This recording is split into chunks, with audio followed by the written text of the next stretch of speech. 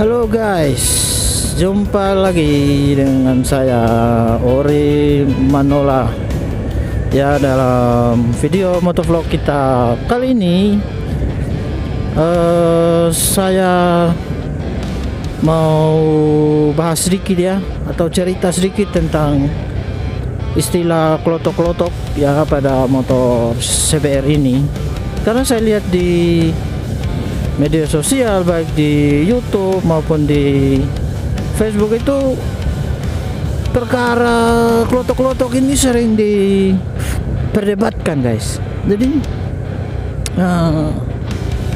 CBR ini sering dijuluki dengan istilah motor klotok-klotok ya. Oke, jadi motor saya ini sudah saya pakai selama 1,5 tahun guys. Jadi sampai dengan saat ini, sampai dengan video ini dibuat ya, saat ini ya, saya tidak pernah menjumpai yang namanya mesin klotok ya. Tidak tahu, mungkin karena faktor, mungkin karena usianya masih terbilang muda atau bagaimana ya, tetapi sejauh ini saya tidak merasakan itu guys. Saya tidak menemukan masalah itu di motor saya guys. Wah, ada autonya Pertamina nih guys. Oke, kita lanjut di pembahasan. Bahwa sejauh ini saya tidak mengalami, dan dari sekian banyaknya informasi yang sempat saya search gitu ya, tentang bagaimana mesin itu CBR itu bisa klotok-klotok, ternyata itu memang berpengaruh dari perawatan guys. Jadi selama ini memang saya menerapkan perawatan yang ya standar lah guys. Jadi untuk terutama itu dari oli guys ya. Oli itu kan sangat-sangat vital, itu ibarat darahnya mesin itu kalau oli. Jadi kita bisa membayangkan ya, bisa kita bayangkan bagaimana suatu kondisi bahwa terjadinya gesekan antara besi, antara baja itu tanpa ada penghambatnya ya, kira-kira begitu ya. Tanpa ada penghambatnya, jadi terjadi gesekan langsung antara besi yang satu dengan besi yang lain. Wah, itu aus guys, sangat mempercepat terjadinya keausan. Maka disinilah peranan dari oli itu guys. Jadi dia menghambat atau meminimalisir gesekan itu sendiri, sehingga gesekan antara kedua benda itu bisa diperkecil dampaknya terhadap korosif. Jadi seperti kita tahu bersama bahwa di dalam ruang bakar itu kan terjadi gesekan antara ring piston sama silinder begitu ya guys. Saya tahu saya begitu ya. Kalau teman-teman mungkin ada yang lebih tahu bisa coret di kolom komentar ya. Jadi di saat gesekan antara ring piston dan silinder ya, atau linernya itu, liner silinder boring itu ya, ada oli yang terselip di antaranya itu. Kemudian juga semua part-part di dalam motor itu kan bergerak guys. Dia bergerak, bergesekan, gigi-gigi, gir-gir di dalam, kruk as, ada banyak lahir di dalam, ada rantai kamrat, klep, semuanya itu bergerak guys. Jadi ketika namanya bergerak berarti mengalami gesekan, baik ada yang gesekannya tekanannya tinggi maupun yang rendah, tetapi secara fungsi ya semuanya itu membutuhkan penghambat atau sebuah lapisan atau peredam. Jadi disitulah oli itu sangat berperanan. Nah, mungkin ada yang mengalami itu ya, mesin jadi kasar atau klotok-klotok istilahnya itu. Kalau istilah di medsos itu klotok-klotok guys. Jadi kalau dengar klotok-klotok ini kayak gimana ya, agak seram juga, sakit juga dengarnya. Motor kita kok dibilang klotok-klotok, wah udah beli mahal-mahal gitu, katain motor klotok lagi, wah nggak enak guys. Tapi ya itulah, sebenarnya semua sepeda motor itu bisa mengalami, terutama motor sport guys, karena kalau motor bebek atau matic itu kan mesinnya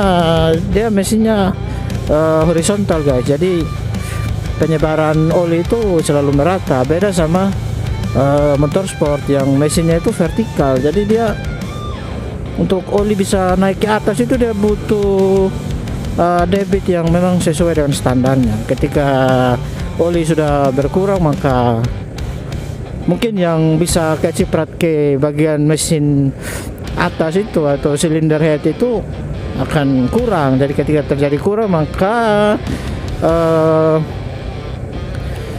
jumlah atau volume yang dibutuhkan untuk melumasinya itu kurang guys. Jadi tidak bekerja secara maksimal ya.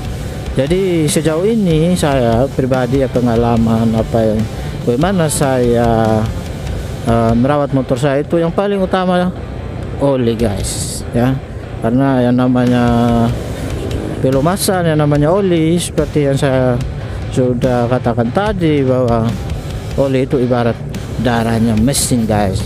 Bayangkan aja kalau kita sebagai manusia kekurangan darah, wah itu bisa kejang-kejang guys ya. Kira-kira begitulah mengenai oli itu. Jadi sangat berpengaruh terhadap usia dan kondisi mesin itu sendiri.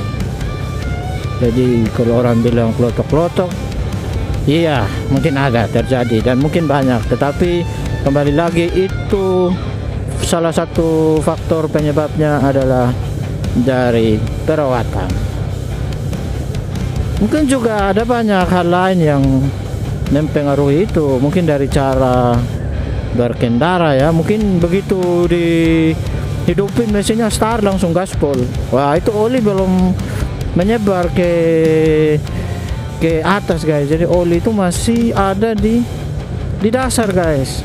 Pompa oli itu belum pompa oli banyak-banyak ke atas, tapi mesin itu sudah dipaksa untuk bekerja lebih berat ya. Kira-kira begitulah ya. Kemudian ada juga dalam perdebatan terkait klotok-klotok tadi itu ya, yang sering dijuluki kepada Honda CBR. Ada yang menghubungkannya dengan kualitas bahan atau material. Ya kalau ini sih tidak bisa saya menjawabnya dengan teori atau pengalaman pribadi, karena sejauh ini juga saya menggunakan motor-motor buatan Honda itu, mulai dari Astrea, mulai dari GL Max pernah saya pakai juga, pernah punya gitu, Honda Beat. Kualitasnya sih normal-normal aja, tidak ada masalah yang berarti sih sebenarnya. Mungkin ada kerusakan, tetapi itu ya normal, namanya barang dunia kan tidak ada yang abadi ya guys. Namanya barang itu dipakai ya bekerja ya pasti mengalami yang namanya aus. Dan kalau menurut pandangan saya ya, ketika motor itu digunakan sesuai dengan kapasitasnya, saya rasa akan awet-awet aja guys. Kalau motor spek harian dulu pakai balap ya agak gimana juga ya, tapi ya itu tergantung seberapa besar modifikasi yang sudah dilakukan, yang sudah ditanamkan pada motor sendiri. Tetapi kalau kita melihat dari sisi yang lain ya, ini soal keyakinan saja ya. Ya namanya pabrikan itu ya, namanya pabrik apa aja dah, mau motor kah mau apa aja, sebelum diluncurkan ke pasaran itu pasti sudah melakukan yang namanya uji coba atau trial and error. Jadi sudah diuji kelayakannya, apakah itu barang layak untuk masuk pasar atau tidak. Mungkin dalam standar konsumen ya sedikit agak berbeda ya, namanya juga kita konsumen kan maunya barang murah tapi kualitas mahal ya, itu semua lah rata-rata begitulah. Tetapi setidaknya pabrik itu sudah memperhitungkan. Jadi ketika kita menggunakannya itu sesuai dengan peruntukannya, saya rasa tidak akan ada persoalan yang berarti. Kalaupun ada ya mungkin kebetulan ada secara tidak sengaja, mungkin kita dapat barang yang mengalami cacat produksi. Oke guys, jadi untuk video kali ini terkait dengan klotok-klotok ini ya, sampai di sini dulu ya guys. Bagi teman-teman yang sudah menonton video ini sampai selesai, terima kasih banyak kawan atas perhatiannya, dan saya minta dukungannya dengan cara menekan tombol subscribe atau juga bisa share ke teman-temannya. Oke teman-teman, tetaplah waspada, tetaplah berhati-hati karena segala hal dapat kita temukan di jalan raya. Dan ingatlah bahwa jalan raya itu bukan milik kita sendiri, tetapi milik semua orang. Kita boleh bebas, tetapi kebebasan kita akan dibatasi juga oleh kebebasan orang lain. Thank you guys, sampai jumpa di video selanjutnya.